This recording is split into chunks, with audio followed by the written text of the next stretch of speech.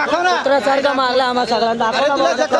रक्त निघस्तोवर मारलं आम्हाला. तिकडून येऊन 10-15 पोलिसांनी मला एकट्याला मारलं. महिलांसाठी आवाज उठवायचा झालाय तर आपल्याला शिक्षा मिळते.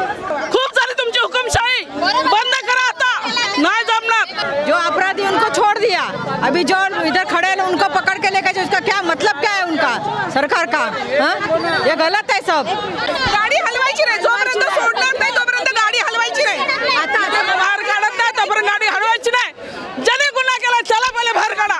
आता आमच्या हातात द्या, बस आता नाही. खूप झाली तुमची हुकुमशाही, बंद करा आता, नाही जमणार.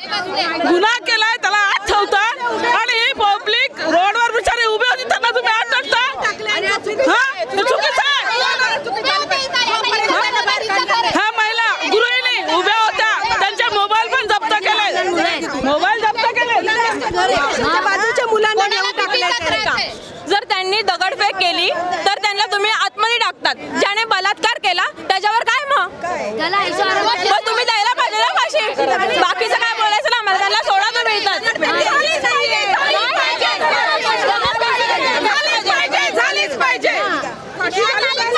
दगडफेक केलेली नाहीये.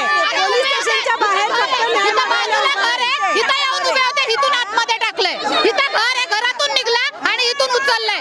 कसं काय, म्हणजे हा काय न्याय आहे का? ज्याने गुन्हा केलाय तो सेफ असलाय आणि जो बाहेर येऊन बघायला की बाबा झाले, एवढी पब्लिक जमा झाली आहे त्यासाठी आता रोडवर आमच्या समोर उचलून टाकलंय. म्हणजे काय उगीच दाखवायला कारवाई केली, 100 जणांवर केली. 50चा त्रास आहे, तुम्हाला काही त्रास झाला तर तुम्ही ते म्हणतात त्यांना तिथं मेडिकल द्याल. अरे पण त्याला हितच काय झालं तर तुम्ही काय मेडिकल देणार आहे?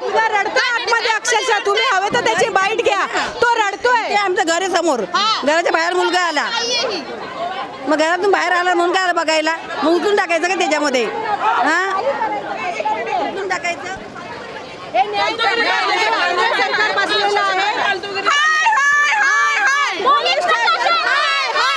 मला मी घरात होतो, घरातनं मारत आणलाय मला दिवसभर. म्हणजे मी बाहेर होतो सगळं, मग तर माझं घर जवळ आहे स्टेशनच्या बाहेर, तरी पण मला घरात घुसून मारलाय. घरात बसून बाहेर येऊन एवढा मारलाय, कुत्र्यासारखा मारला. किती वेळापासून इकडे बसलो तुम्ही? मी इथं 2.5 तास झाले, 2.5-3 तास झाले. एक मोबाईल रिपेरिंगवाला आहे यात एक मोबाईल रिपेरिंगवाला आहे. तो इथे आंदोलन करायला कशाला येईल? तो इथून चालला होता चालत. तो बोलतो मला चालत जाताना इथून पकडलेला आहे इथे. म्हणजे अशा कुणीही काही केलं नाही. जी लोक फक्त इथून चालत जात होती त्यांना इथून चालत जाताना पकडून या गाडीमध्ये यांना डांबलेले आहेत. तर या सरकारचा आम्ही निषेध करत आहोत आणि पोलिसांचाही की विनाकारण लोकांना इथे आत टाकलेत हे. आणि जे काही घाणेरडे कृत्य करून जे गेलेले आहेत ते त्यांच्या घरी आहेत किंवा त्यांना ज्यांनी सांभाळलं आहे ते जे 2 व्यक्ती आहेत ते सुद्धा त्यांच्या घरी बसलेले आहेत. एक भारतीय जनता पार्टीचे राम पातकर आणि भारतीय जनता पार्टीचे तुषार आपटे, हे दोघंजण त्यांच्या घरी बसलेले आहेत. आणि ही निष्पाप लोक आहेत, यांना हे लोक त्रास देत आहेत पोलीसवाले. आम्ही निवेदन देऊन किंवा सांगून पण यांना सोडत नाही. आता जर यांना सोडलं नाही तर यांची अवस्था काय होईल सांगा बघू. यांचं पूर्णपणे आयुष्य हे सरकार बरबाद करून टाकेल, उद्ध्वस्त करून टाकेल. बस काय बोल तू बोल दादा. अरे तुला जी जखम लागली ती दाखव ना. कुत्र्यासारखं मारलं आम्हाला सगळ्यांना. रक्त निघस्तोवर मारलं आम्हाला. दाखव कपडे फाडलेले, दाखव.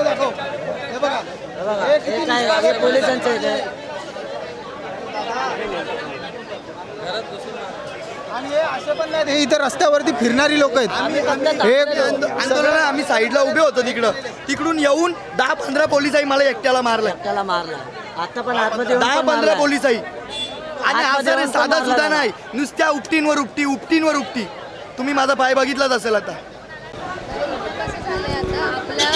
राज्यासाठी आवाज उठवायचा झाला ना, महिलांसाठी आवाज उठवायचा झालाय तर आपल्याला शिक्षा मिळते. बस एवढंच आहे. पगार आमच्या पैशातून भेटतो, समजलं ना?